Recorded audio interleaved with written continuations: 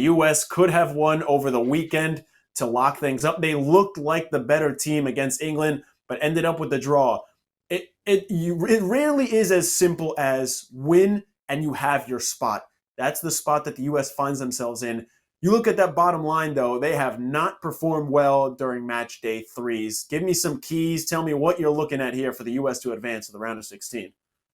Well, I don't love anything specifically for this match Great. Good start. except the risk-free stuff that you're offered. The good news is this. The 5 points exactly is still alive for this one, and the round of 16 knockout is still alive. This is still one of the most difficult games. Like, I can't even. It's overall like emotions, tactics, and just who the hell is going to score a goal for America is my question. This has been the question. We said it before the tournament. They still just have one goal. The finishing sucked against England. It was great to get a result against them. They outplayed them. That's huge. Iran is still there, though. They scored 2 goals in stoppage time. They've scored 4 goals overall. They have more firepower up front.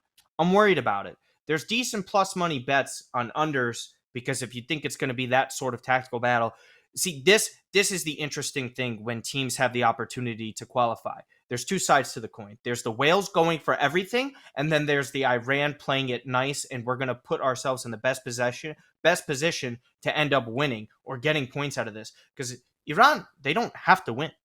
They don't have to. If they're in a comfortable spot and they're controlling the game against the U.S., then they don't have to go forward. But obviously you want to because you don't want to put anything up for risk, like say Wales end up winning, right? Then they're out. And that's the really difficult thing here. For me, I would look towards unders, like under 1.5. Would Iran win that game? Does the U.S. win a close game like that? There's other 2-0s that you could look at as well.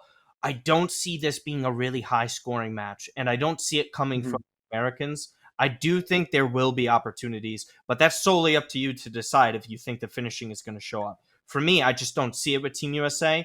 If they win, I see a 1-0 for the U.S. I don't see this sort of like 2-1 or 3-2 type of game.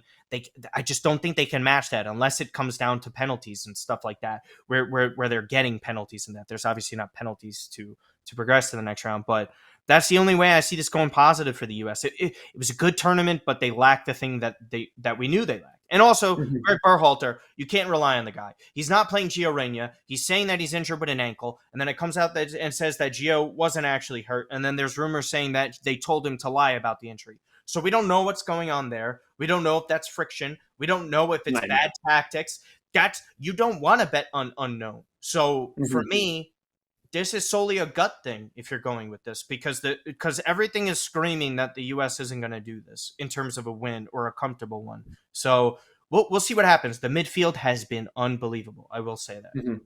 Yeah, and you mentioned it. I mean, they looked better than England. They should have won that, but it's still a positive to come away with at least 1 point. I like the U.S. to score first here, or yes, to score in the first half. Call me naive if you want. Honestly, it's fair considering what we've seen to this point. But I really do think they will come out as the better team, come out desperate, and it may finally translate into goal scoring. I think I have at least seen enough to feel good about putting, half a unit, even a quarter of a unit on that, because I'm not overly confident. Again, it's me being naive and, like you said, going with your gut. And what a turnaround from Iran, too. I mean, let's just mention the fact that they got blown out in their first game, and then the fact that they are contending for a qualifying spot, or heck, if things go well. I mean, two goals in stoppage time. 2 goals in stoppage time and all the controversy surrounding their country. I mean, besides the host country, there's all the talk is about them and what's going on over there. So it's clearly not easy for them.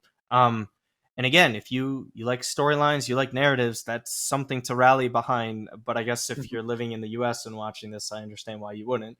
But again, it's about winning bets, right? And that's why we're here. So if that's something you want to push towards, if you're a narrative-based bettor, God bless you. I do agree with it sometimes. I think it works. It does work for people. There's no like exact method to how to do things, but I think it's something that you got to look out for again, or even, draw no bet. If you want to take that out of the equation, I think draw no bets, by the way, just an overarching point for the match day 3. I think is something that a lot of people should consider, Yep. because that's something that you're not gonna hopefully see from teams, that if they're drawing, that they're okay with that. No one is going to be okay with a draw at this point. The majority of teams aren't. So I just think that's kind of important to note. Yeah, if I had to pick a draw no bet for anyone, it would be this last one. So not exactly inspiring for the U.S., but again, definitely a chance against a tough Iran team for match day 3.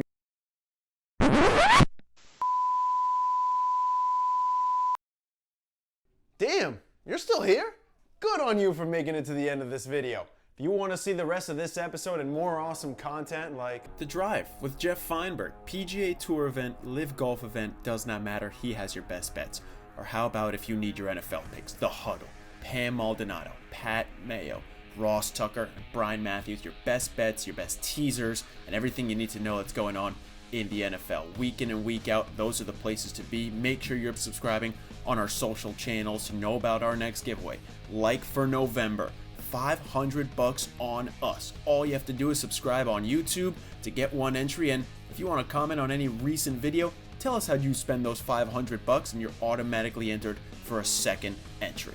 So get it done and let us help you make some money.